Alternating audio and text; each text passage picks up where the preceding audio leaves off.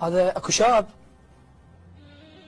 من محافظة ذي قار بدون تحديد لا أقضية ولا نواحي ولا من محافظة ذي قار. هذا الشاب اسمه حسام. حسام شاب مجتهد جدا، انقبل بكلية بالنجف، تحديدا بالنجف، اعتقد بجامعة الكوفة.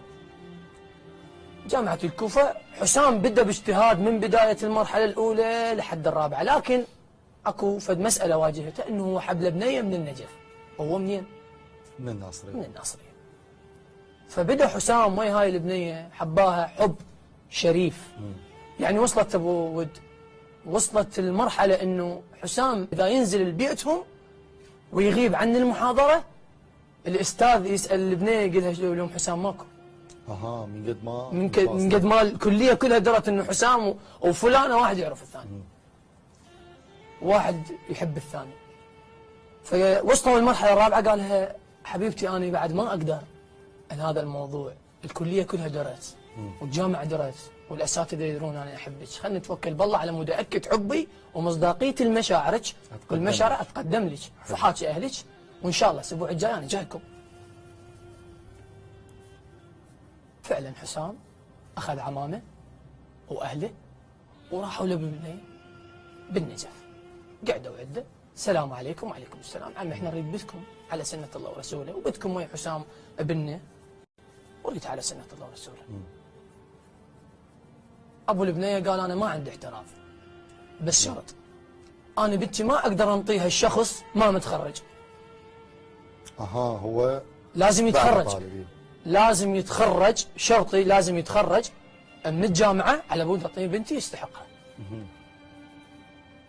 ابو ود وقف له حسام قال له عمي انا الكليه كلها تدري بي انا احبها، واذا تخرجني شلون راح اقول لهم انا تزوجتها وثبتت حب لها؟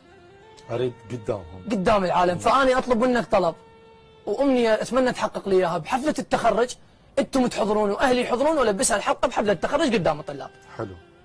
قال له هاي من الزينات.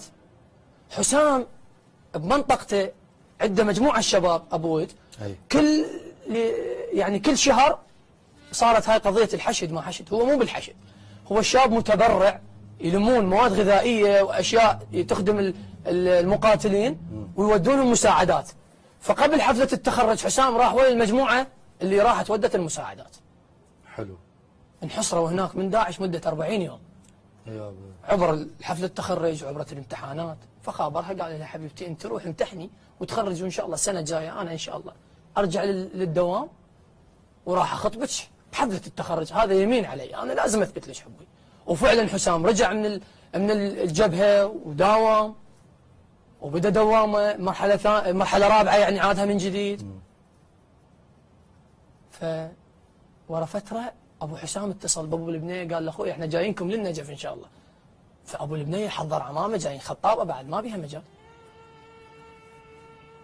فوصلوا اهل حسام للنجف، طبوا فرع بيت البنية وطلع ابو البنية وعمامه يتلقون العالم، والا انه تابوت على السيارة وعلم عراقي. استشهد حسام. يابا. فمن دفنوا حسام الصبح. بس اكو شيء ما فهمته، هو يعني هو شهريا يروح للجبهة يودي مساعدات، فاثناء روح تستشهد. اهله يدرون بيه شهيد؟ يعني من إيه؟ قالوا لهم جايكم خطابة؟ لا اهله هم جابوه، ما قالوا لهم جايب لكم شهيد، عبالهم ايه؟ بيت البنية، عبالهم جايين خطاب، ما قالوا لهم استشهد. بس اهل الولد يدرون جابوه شهيد. تمام. فالصبح دفنوا حسام، والعصر البنية قالت لها يمه اخذيني للقبر مال حسام قريب عليهم بالنجف.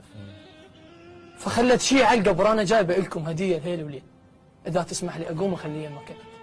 تشرف يعني شايل شو؟ خلت هذا العلم، انا جابوا لي اياه. يا عمري. هذا العلم خلوه على قبر حسام. يا عمري. هذا خلي العالم كله يشوفه. هذا خليه هنا. انا اريدك تلبسه. لا انا اخليه يمك لان انت تستحقه. ربي يحفظك والله، ما ادري ايش اقول لك. الله يحفظك. هذا والله. كتبت له رساله وخلتها همي القبر. قالت له اتفقنا على التخرج بس بطيت. اتفقنا على تخرج بس بطيت ويبس موعدنا على خدي. ودوريتك بين صفحات التخرج بس لقيتك بالوطن تركض شهيد. الله. بين ذاك الموعد موعد ودفتر حكينا على العشق شفتك جديد. ليش بستيجك ورد مو انت بي؟ ليش قلمك ما هو بيدك؟ شنه خايف لو رجف؟ قلت له جيك بعرس ابيض بس جيت جنازه حضنتها النجف. الله الله. كان حلمي مثل كل هاي البنات بنفسي بدله بلون وجهك واختلي بقلبك وبات. الله.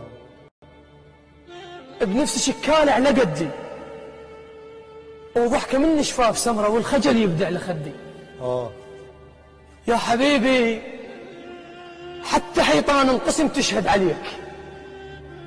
قلت له ما بوقن ضحكتك واطلب من الله ايديك. الله.